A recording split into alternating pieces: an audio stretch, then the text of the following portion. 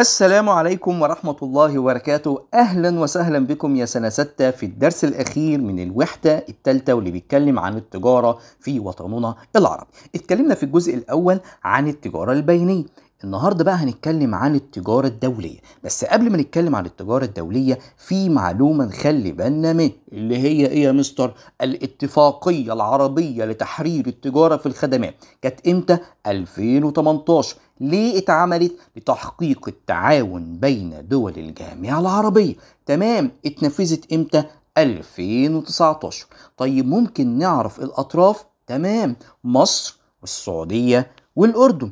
طيب ايه الهدف منها؟ الهدف منها تفعيل التعاون والتكامل الاقتصادي العربي، وبتشارك فيها عدة خدمات زي القانونية والهندسية والفنية والطبية والكمبيوتر والبريد السريع وغيرها من الخدمات. طيب تعالى بقى نتكلم عن التجارة الدولية. أول حاجة يجي لنا تعريفها، يعني إيه تجارة دولية؟ خارجية، يعني الصادرات والواردات بين دول الوطن العربي وباقي دول العالم. طيب يبقى ده التعريف. إيه هي الصادرات؟ وإيه هي الواردات العربية؟ حلو. الصادرات يعني وقود، يعني إيه صادر؟ يعني بنطلعه لبره. الوقود والمعادن وبعض المنتجات الصناعية زي الأجهزة الكهربائية والأدوية والسلع الزراعية زي الخضروات والفاكهة.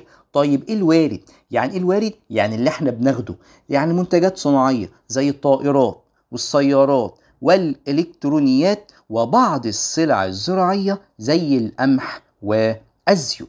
طيب تعالى بقى نتكلم عن التجارة الإلكترونية. تجارة إلكترونية يعني ايه تجارة إلكترونية؟ يعني تبادل السلع والخدمات باستخدام شبكة الإنترنت. طيب ممكن نعرف ظهرت إمتى؟ قال لك ظهرت مع ظهور الإنترنت في بداية التسعينيات، وسبب ظهورها بسبب التطور التكنولوجي. طبعا في التطور في إيه؟ في المعلومات. طيب إيه شروط دخول عالم التجارة الإلكترونية؟ أول حاجة لازم نحدد السلعة والجمهور المستهدف، يعني الفئة العمرية المستهدفة بالتجارة. نعمل تصميم علامات تجارية ووسيلة للتسوق الإلكتروني للسلعة.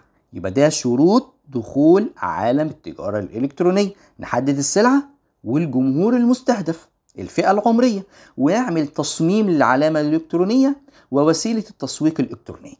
طيب إيه مميزاتها؟ تتميز بعدة مميزات. أولا بتسمح للعملاء بشراء المنتجات التي يحتاجونها، وتقدر تجيلك لحد البيت بكل سهولة، وبتقلل الازدحام المروري والتلوث. ولكن ايه هي مخاطرها؟ اول حاجة لها عدة مخاطر زي عمليات النصب والاحتيال، والتي قد يتعرض لها الافراد والشركات، او اختراق خصوصية العميل اللي هم يسرقوا البيانات بتاعته، فدي مخاطر. طيب ايه هي جهود الدول العربية لدعم التجارة الإلكترونية؟ لازم نعمل إنشاء اتحاد عربي للتجارة الإلكترونية واتحاد عربي للاقتصاد الرقمي عشان نراقب التجارة الإلكترونية ونزود منصات التجارة الإلكترونية، بل ونشجعها أيضا. ولكن فوق كل ذلك اتخاذ الإجراءات الأمنية لمنع اختراق الحسابات المالية للشركات. يبقى احنا كده نقدر نأمن فيها الناس ونمنع موضوع النصب والاحتيال. وبكده انتهى الدرس، ونلتقي مع بعض في المراجعة. والسلام عليكم ورحمة الله وبركاته. معكم مستر أسامة النوبي.